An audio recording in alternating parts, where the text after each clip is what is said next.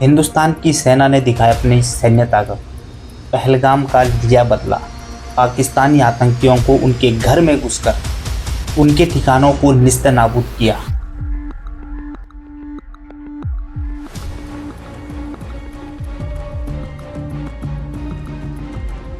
बाईस अप्रैल 2025 की वो शाम सुबह, जिसमें अचानक गोलियों की आवाज़ गूंज उठी। वो बंदूकधारी आतंकवादी जो पर्यटकों को अपना निशाना बनाते हैं और निर्दोष लोगों को, 26 लोगों को मौत के घाट उतार देते हैं। और तब से ही पूरे हिंदुस्तान में एक आक्रोश था, और ये आक्रोश सोशल मीडिया से लेकर धरातल तक देखने को मिला। हर जगह विरोध प्रदर्शन देखने को मिला, पर इसका असल बदला आता है 7 मई 2025 को, जब भारतीय सेना और भारत सरकार मिलकर आतंकियों के खिलाफ एक ऑपरेशन को अंजाम देती है, जिसे नाम दिया गया ऑपरेशन सिंदूर। यह हमला इतना सटीक, संतुलित और घातक था कि आतंकियों की कमर तोड़ देता है। इस ऑपरेशन में भारतीय सेना पीओके में घुसकर आतंकियों के 9 ठिकानों को निस्ते-नाबूद कर देता है, राख में मिला दिया जाता है, जिसमें जैश-ए-मोहम्मद के 4, लश्कर-ए-तैयबा के 3 और हिजबुल्लाह के 2, यानी कुल मिलाकर 9 ठिकानों को हिंदुस्तानी सेना तबाह कर देती है।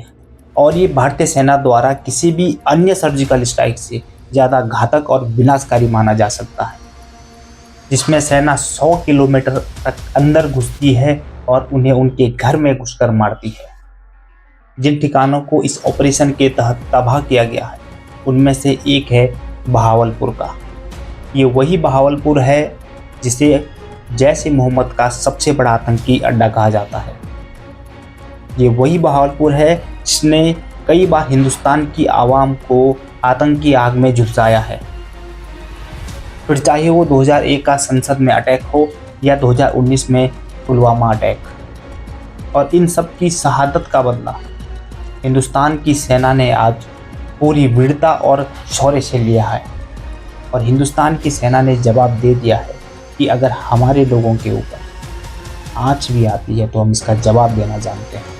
जो आतंकी ठिकाने बताए जा रहे हैं, मुरीद के गुलपुर, भिंबर, चक अमरुदबाग, महमूना कोटली, मुजफ्फराबाद और सियालकोट, इन सभी ठिकानों को भी भारतीय सेना द्वारा धुआं कर दिया है। अब यहाँ पर शेष जो बचा है हिंदुस्तान की सेना का शौर्य और पराक्रम। भारतीय सेना का पाकिस्तान सेना को ये साफ संकेत था कि अब हर वार का जवाब दिया जाएगा, और वो भी दुगनी ताकत से। और भारत ने अपनी शक्ति का ऐलान कर दिया है कि अगर हमें छेड़ोगे तो हम छोड़ेंगे नहीं, घर में घुसकर मारेंगे, और एक बार नहीं, बार बार मारेंगे। फिर चाहे वो 2016 का सर्जिकल स्ट्राइक हो या 2019 का पुलवामा सर्जिकल स्ट्राइक, या अब पहलगाम का ये बदला। और मैं भारतीय सेना और सरकार का भी मैं धन्यवाद करता हूँ कि जो पहलगाम में आंसू बहे थे, आपने उसको व्यर्थ नहीं जाने दिया, और उसका जवाब बड़ी ही बहादुरी और परिपक्वता से दिया।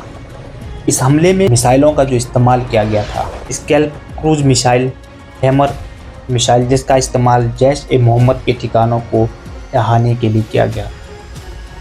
इस हमले के बाद पाकिस्तान पूरी तरीके से तिलमिलाया हुआ है। उसे समझ नहीं आ रहा है कि वो क्या करे, किसके पास जाए, क्योंकि पूरी दुनिया उन्हें ठुकरा चुकी है। पूरी दुनिया के सामने उनका ये आतंकी चेहरा हमेशा की तरह सामने आ चुका है। और अब पाकिस्तान हिंदुस्तान के ऊपर झूठे आरोप लगा रहा है कि हिंदुस्तानी सैनिकों ने हमारे नागरिक क्षेत्रों के ऊपर हमला किया है, हमारे बच्चों और महिलाओं के ऊपर हमला करा है। लेकिन ये पाकिस्तान कितना भी झूठ फैला ले, अब इनकी कोई सुनने वाला नहीं है, क्योंकि पूरी दुनिया जानती है कि ये वही पाकिस्तान है जिसने जैश-ए-मोहम्मद को अपने यहाँ पर सराहना दिया था। ये वही पाकिस्तान है जिसने मसूद अजहर को अपने यहाँ पर ठिकाना दिया था। ये वही पाकिस्तान है जिसने ओसामा बिन लादेन को अपने घर में छुपा कर रखा, जिसे बाद में अमेरिका ने उसके घर में जाकर मारा था। और यही पाकिस्तान अपने यहाँ पनाह देता है, और पूरी दुनिया इससे वाकिफ है। अब ये देखना है कि पाकिस्तान इस सर्जिकल स्ट्राइक के बदले में क्या रिएक्शन करता है, और जो स्ट्राइक भारतीय सैनिकों द्वारा किया गया था, क्या ये अभी एक ट्रेलर था या पिक्चर आनी अभी बाकी है,